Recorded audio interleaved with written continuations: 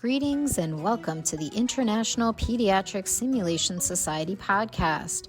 This show is for people passionate about pediatric simulation-based education, training, and research. Podcast hosts are members of IPSS, a global community of multidisciplinary healthcare professionals from over 30 countries, all dedicated to improving the care of infants and children worldwide. Each week, one of our sub-hosts, Christine Bailey, Elaine Ng, Aaron Karn-Bennett, and myself, Samreen Vora, will introduce you to a new guest and bring you into a conversation with simulationists and healthcare professionals from across the world. Come along.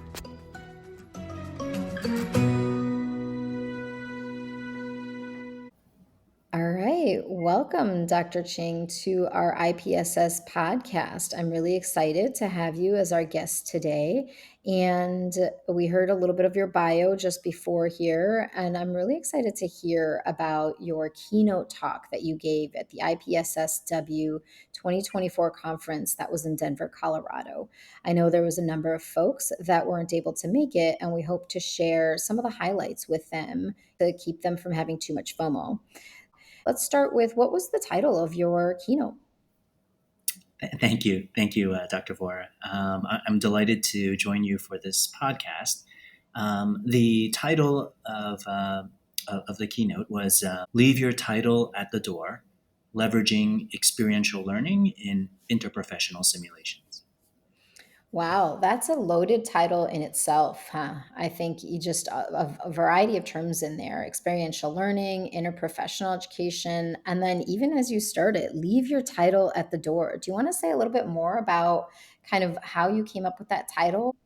Sure. The title came from an inspiration where thinking about how in interprofessional simulations, there are so many people from different walks of life working together, and that each of those different providers brings something unique and potentially valuable to the table, and working together without necessarily wearing those titles, figuratively, of course, that the educational experience itself is enhanced by that sort of collaborative learning.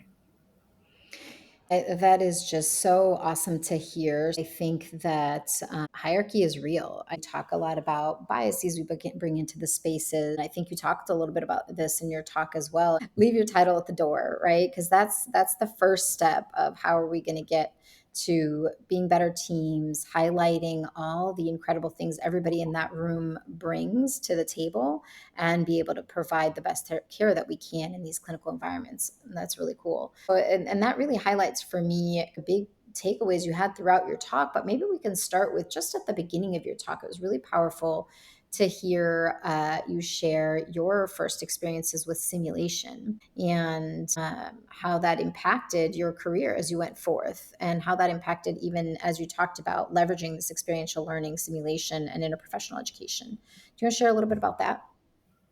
Sure. It's interesting. When I think about experiential learning today, it's through the lens of understanding how that's a multi-step process. And when I started out in simulation, it was really just nothing more than this idea that like I was being thrown into a situation that I had to sort of perform. For me, it was I think it was like the last month of my pediatric emergency medicine fellowship, and my colleagues and I were asked, sort of out of a surprise, to participate in the care of a patient who had status asthmaticus. We were thrown in. We had no pre-brief of any kind, so no ground rules, no fiction contract, psychological safety. We just sort of were thrown in. We took care of the patient. The patient developed a tension pneumothorax and arrested. And then the simulation was over. And when it was over, we were excused, and there was no debrief. It was like, that was it.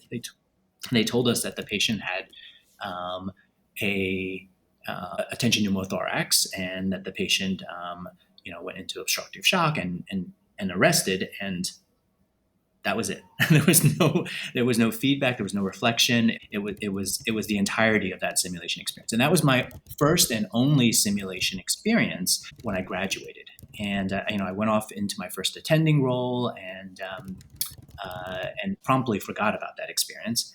And some time later, as a new attending, the way I remember it is that you're bright-eyed, bushy-tailed, and you're really excited about being a new attending.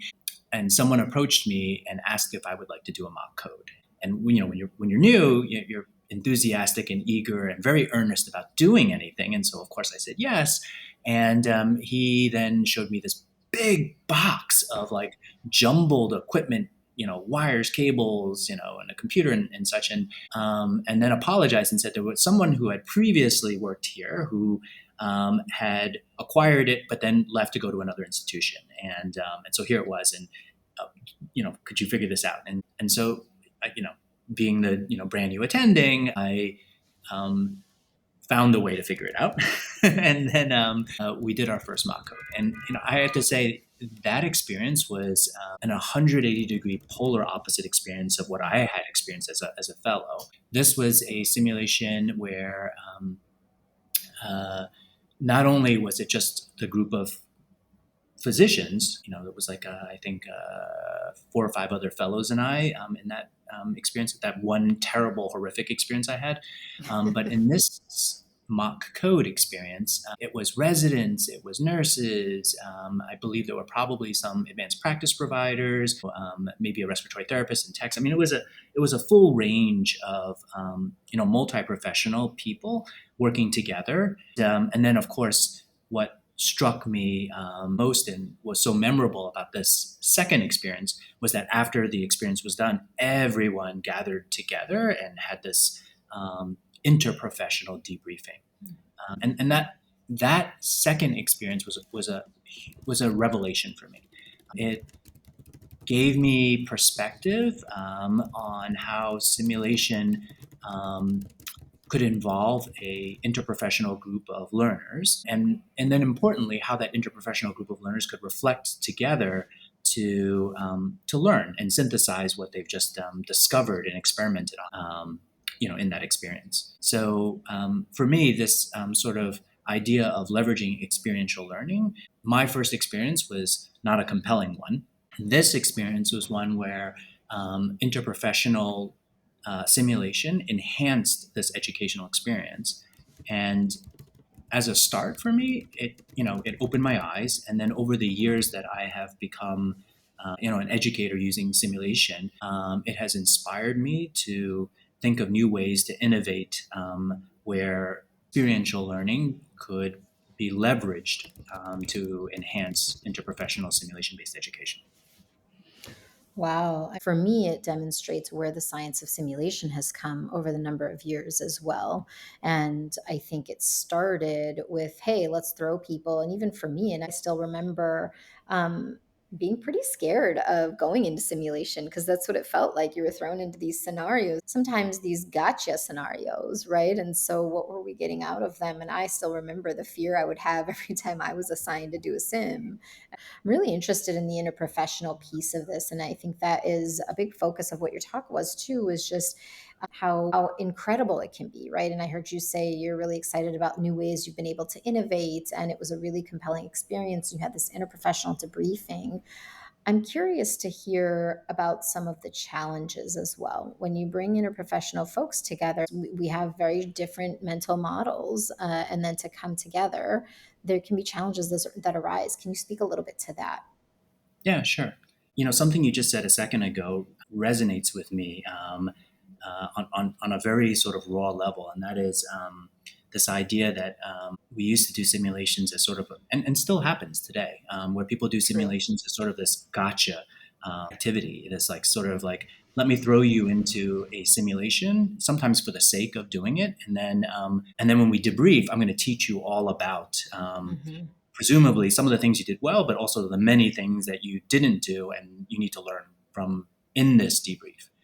And so for many years, for me, after that second, albeit much more robust experience in simulation, the kinds of mock codes that we were involved in were of this sort of gotcha variety, where we would just do simulations, and there's of course a lot of value to the learning that happens in the debrief, but it felt okay for me until I realized at some point that maybe it's not okay, that we would devote so much of the debrief. It was consumed by this time focused on teaching and learning. And one of the things that came up over and over again was that we were teaching people about how to work together as a team. And that came up in almost every single debrief, like leadership, communication, situational awareness, mutual support, all of these things.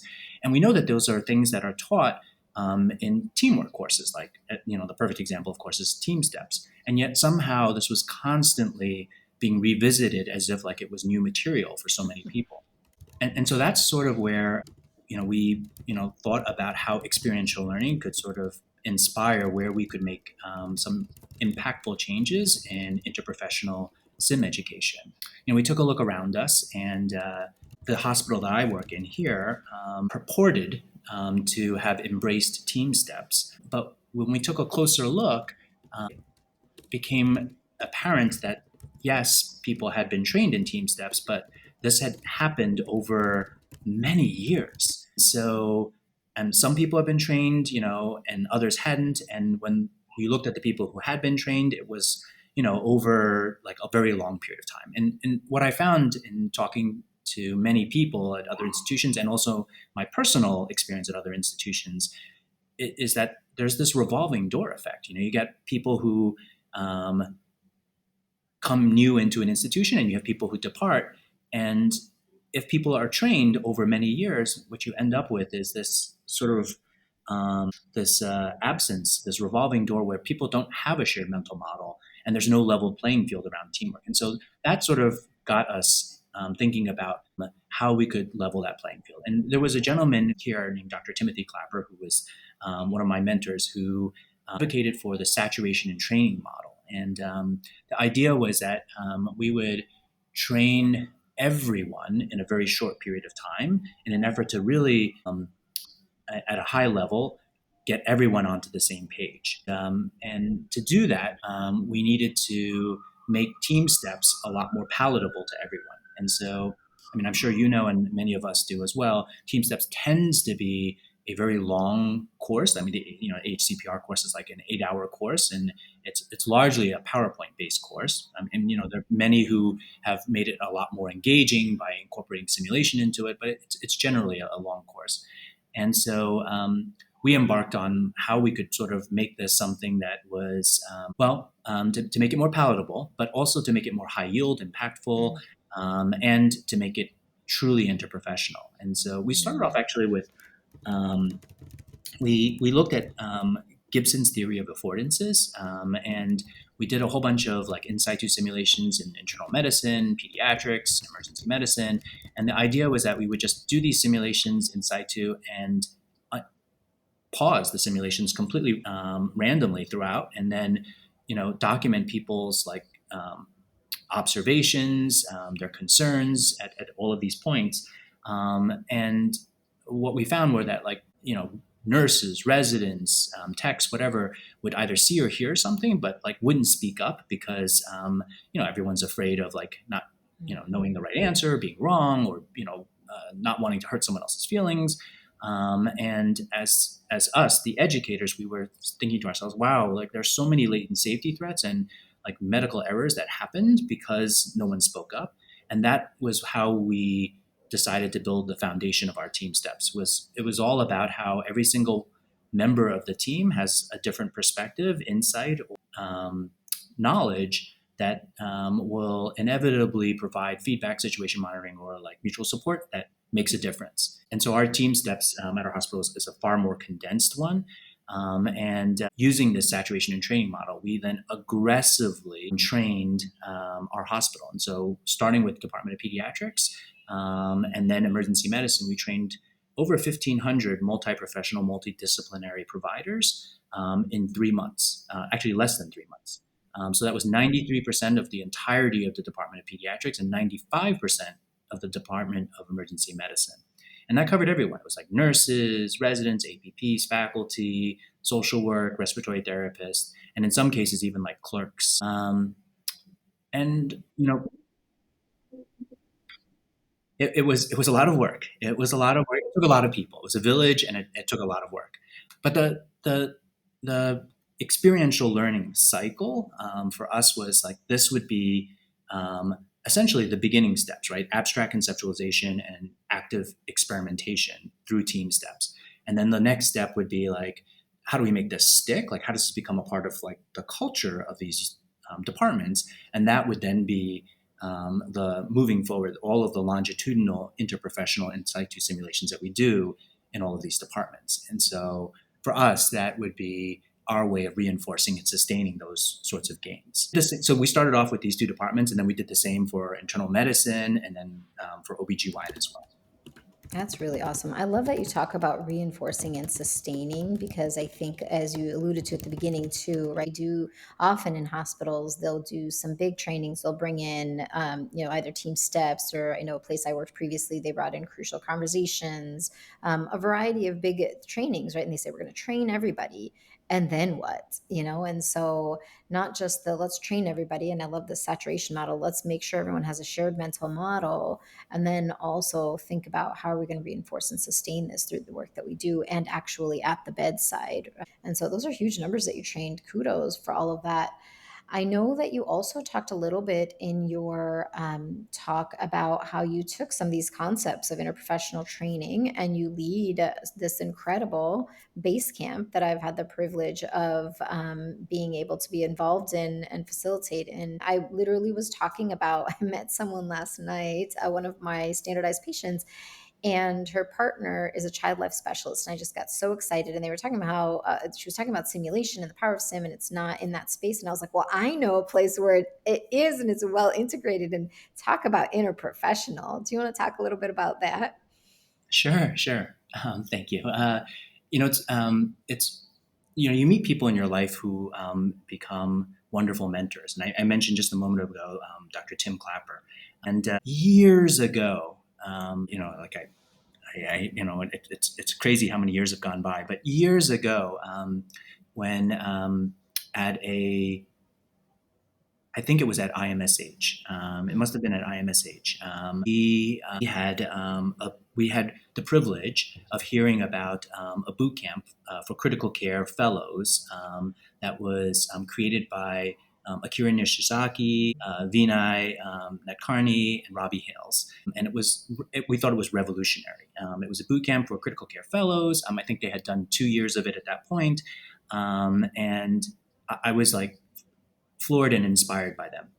And so a group of peers and I decided, like, hey, why don't we do the same thing for pediatric emergency medicine? And it was around that time that I had my first interaction with Dr. Tim Clapper, and he and I talked, and I was so enamored by um, his his love for team steps and for interprofessional team training, and that became the birth of the idea of where the boot camp that we wanted to create for pediatric emergency medicine would be an interprofessional one. And so from the beginning, which I guess now this year will be our 15th year, this Wow. program, which is called Base Camp, is a interprofessional and team-based conference. It's a course that is incredibly high octane and very intensive over a 2-day weekend. Basically, it's a national conference. We bring together like a global audience of 120 pediatric emergency medicine providers from basically all over the country and around the world to come to one weekend full on experiential simulations from the moment they arrive at 6:30 a.m. on Saturday until they leave at 5:30 p.m. on Sunday. It's focused on interprofessional teamwork, advanced life support, advanced airway, trauma resuscitation, and mass casualty incident disaster preparedness. And basically the whole weekend is like this climb up a mountain. So it's like, one activity builds on the previous one, and they're all like sort of building blocks. And by the time you get to the end of the weekend, you've had many consecutive opportunities to, take whatever it is that you've learned to then take it to the next level. And by the time you get to the mass casualty incident disaster at the end of the weekend, you've sort of consolidated all of those many different sort of learning activities. And then it's sort of like you reach the autonomous phase of like Fitz and Posner. And like, despite like all the craziness that's happening around you, you are still able, together with like these people that you've never worked with, accomplish great things. And so that's like, resuscitate multiple, critically injured casualties as a result of, whatever this mass casualty is.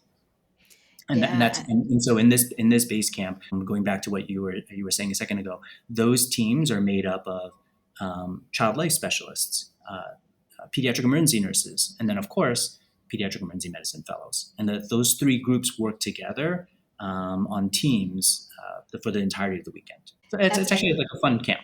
It is super fun camp, super fun. High octane, though. I love those words. They said it's definitely high octane, but super fun. And I think the fun is that it was the first time, and I had done a ton of sim prior, but the first time where being in these debriefings as they went through the weekends, bringing in that entire interprofessional experience, and not just. And so then you have those three roles, and you have an SP in all of those cases as well. And so now you have the full team sharing their mental models, and you can see the progression that happens through that weekend when they start to hear what their colleagues are thinking that I think they don't otherwise often get to hear a nurse or a child life specialist say, here's what would have been helpful in this moment. And for them to be like, oh, like that didn't even occur to me because that's not the hat I was wearing. I was over here making sure that I could feel a pulse and not thinking about how the mom could contribute to this scenario and help me give better care to this patient. And so they get to hear those things from each other and then take that right into the next simulation. And as you said, culminate into this sim where they work as a team in this, mass casualty situation. And I just feel like that's the pinnacle of this interprofessional simulation experience, and then the debriefing and then the learning and then immediately putting it into practice. I mean, it's the complete opposite of probably what you experienced in that very first simulation of yours, right? To bring it full circle. And I think that's what's so beautiful about it. So just to kind of come close to wrapping up our conversation here, it's been really cool to hear your journey and hear about the pieces that you shared in your keynote. Are there any other key takeaways that you wanted to make sure you shared with our audience today? I think that leveraging experiential learning to enhance interprofessional simulation gives us a way to bring educational rigor, but also like engage people and make it more exciting and fun. And I think that is what the sort of value of really understanding and making experiential learning a part of like the process is all about to me. I love that, engaging people and making it fun, especially at a time where it's been a tough couple of years for all the folks that are working in these spaces. And so to regroup and say we as a team are working towards the same goal, and how can we stay engaged? How can we enjoy it and enjoy it together and make a huge difference for all those that we're caring for at the same time? So, well, thank you. I mean, I think that's beautiful. So thank you very much for joining us on this podcast, and hopefully, we'll see more of you at future IPSS conferences and continue to learn from your experiences. Thank you again.